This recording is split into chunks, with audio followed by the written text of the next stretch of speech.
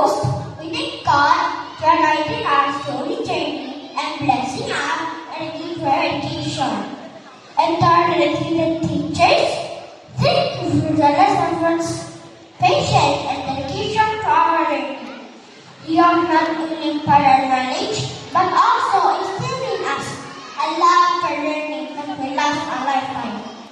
And to our esteemed principal, thank you for leadership, guidance, and unwavering commitment to creating a nurturing environment where we could thrive and grow.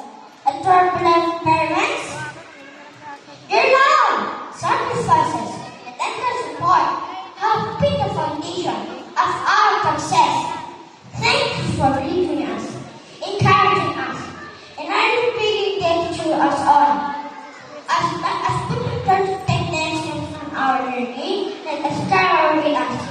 The lessons learned, the friendships made, and the love we see. Together, let's celebrate this achievement and embrace the exciting adventures that await us. Thank you and congratulations.